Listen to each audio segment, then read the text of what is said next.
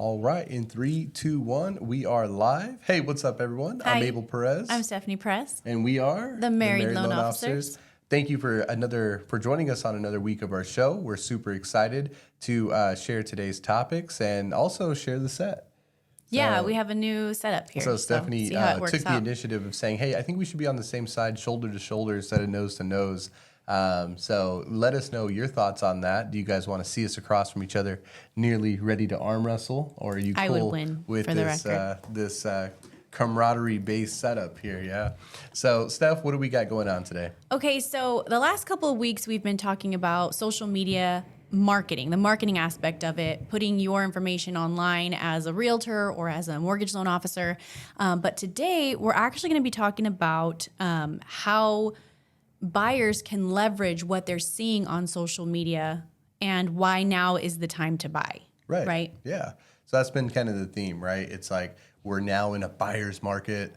And so rather than just using social media as an output for yourself, there's a lot of input that you can take from it in order to try to leverage and determine like what's happening in the market, right? Yeah. Now I know like we obviously have friends that are not part of the real estate industry. And when we bump into them, it's like, oh man, like my, a couple drinks in, right? They're like, oh man, my feed's always full with just real estate stuff, right? Everybody knows 5 or 6 realtors, a couple lenders, and everybody's posting like new listing, new this, new that, right? Well, if you are in the market to buy a home, it's a great time to start looking at that activity, right? Yeah. Because it's a testimony to what's actually happening. A year ago, those new homes that were posted up, you would see comments flooded, likes, shares, people tagging other people like, "Hey, look at this house," and people just constantly asking like, "Can I go see the house? Is it available?" Right? You don't see that as much now, right? You don't see that as much now, being that it's a slower market, but also around the holidays. Right. Yeah. Yeah. So yeah, traditionally, you're right. Holidays traditionally slow down the market, but when you have a slowing of the market due to the holidays, people going on vacation or just simply saving up through the holidays, trying to get through before they start their home shopping endeavors. When you combine that with a market that was already relatively slow, year-over-year application count down, now you have kind of this double-edged sword of sludge within the real estate market as it's moving through. And again, one can look at it and say, okay, let me go with the trend, and let me also back away from the market. Let me wait a little bit because things are slow. Or you could say, I'm going to take advantage, right? Because when everybody else is sleeping, I'm eating. Right? Exactly. I'm going to go after the market right now because people are still trying to sell their house. Houses are still on the market, yet they're not seeing those offers come through. So when you submit your offer, it's far more attractive than it ever has been, right? Yeah. And so you're most likely to get your offer accepted, even if you have conditions in there, right? Even if you're asking for additional incentive from that seller. So very, very good time to kind of keep an eye out on what's happening on all of your friends or all your realtor or lending friends' social media. Now, if you are in the industry as well, right? Same thing. You can also leverage the type of interactions that other realtors or other lenders are receiving on their posts. And one thing that you're probably going to notice is people, they slow down, right? Yeah, they slow down around really this slow time of down. year, especially.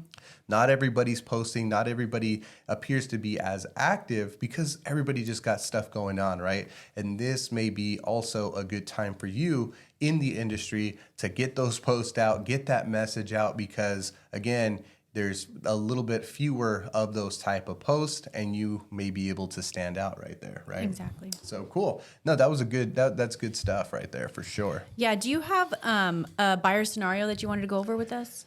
Yeah, the good old market, right? So people are still buying, and that's what we have to realize is there are still plenty of solutions, and we've talked about those solutions in previous shows.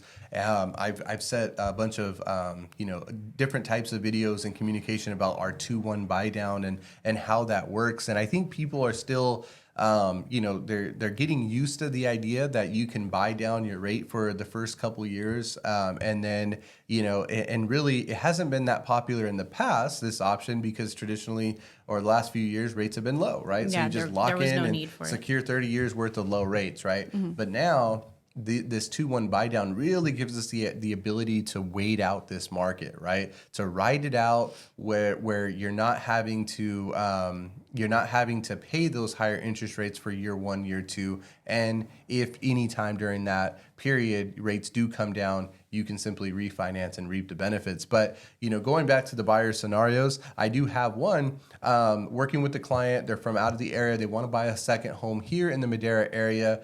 And they have a goal, right? They like most people, they have a budget, and within that budget, they're really trying to they were trying to keep their payments right around the $1,400 range, right? Mm-hmm. Well, with what interest rates are based off of their situation, all this is based off of their application, right?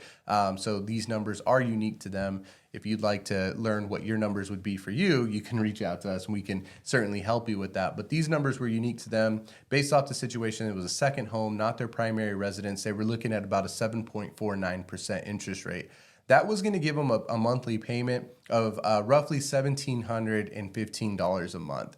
And again, their down payment, all that is based off their scenario. Their purchase price was on the lower end, and so $1,715 payment, that sounds good for most people. Mm-hmm. But for these individuals, this is their second home, right? They don't want that second home payment to be as much as a primary residence, so they are looking to be right in that $1,400 range. So with the help of their realtor, and I'll plug him in right here, Mr. Alex Salazar with the Salazar Group powered by RE/MAX Gold, he's their realtor. He was like, "Hey, Abel, we got to figure something out. Let's get some numbers. Let's try to get them into that 1,400 number, right?" He reached out to a local insurance agent who was able to get him a much cheaper quote, reducing their monthly payment by $30 a month, right? Mm-hmm. That's a big step. That's a big start. With that, we now have their payment under $1,700, right? And there's a reason why, like in retail, they do $4.99 instead of saying $5, right? Subconsciously, when you hear $4.99, even though it's 1 penny away from $5, it sounds better, right? Yeah. So them being under $1,700 made them feel better already, right? Now we go with the 2-1 buy down option. And what that means is, again, their interest rate was going to be at 7.49. So for year 1, they're now going to be at 5.49%.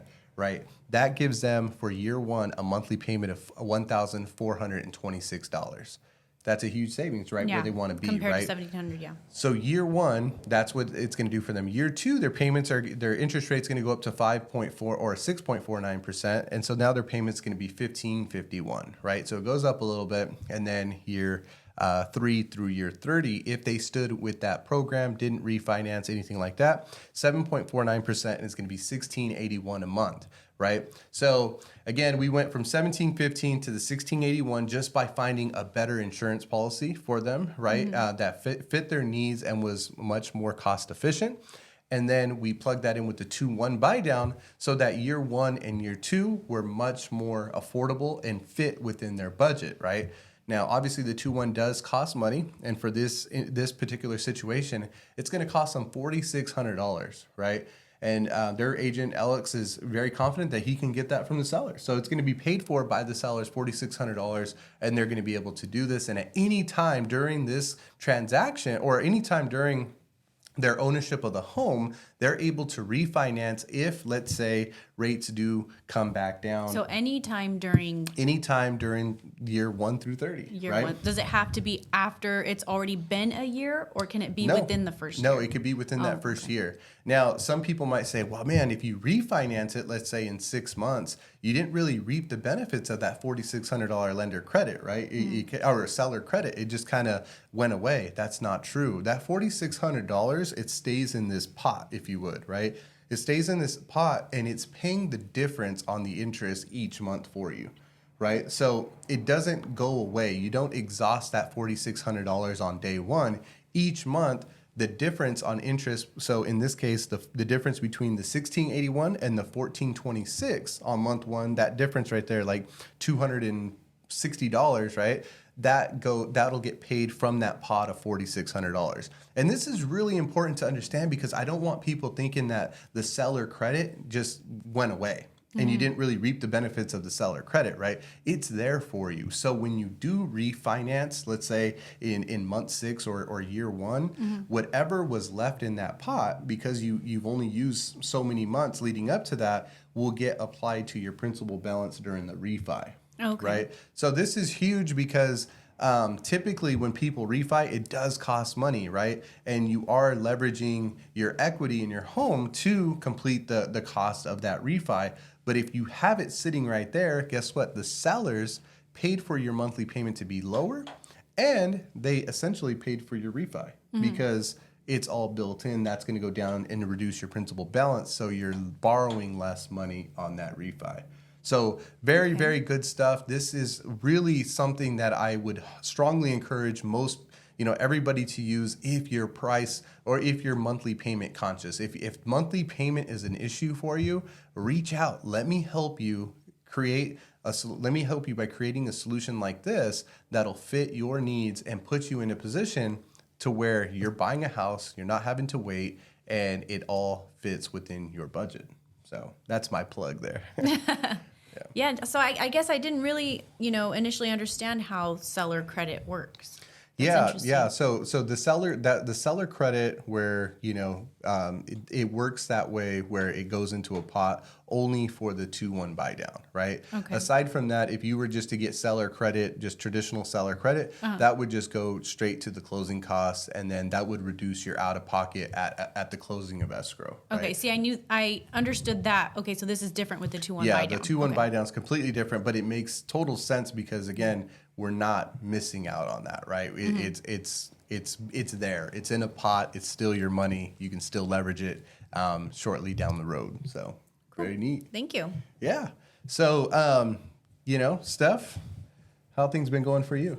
They're going good. Okay, cool. Yeah, I'm excited to. You got I see a lot of Amazon boxes showing up at the doorstep, and so what's up with that, right? Well, it's almost Christmas time. Yeah, So no, actually, I'm yeah. completely done. I picked one day where I was going to go and do everything I needed to do, and then I got home and I still had a ton of energy, and so I wrapped everything and.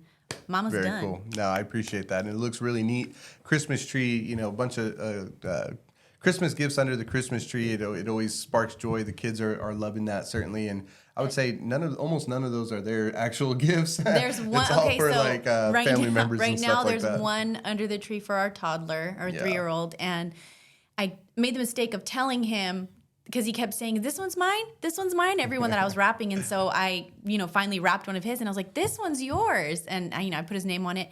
And they're all the kids that we, have gifts for, everything's in the same wrapping paper. It's all the That's neat. same. And they all have the same bows and everything. And so he's like, but he knew which one was his. I don't know how, but he knew, this They one's know. mine. That's mine.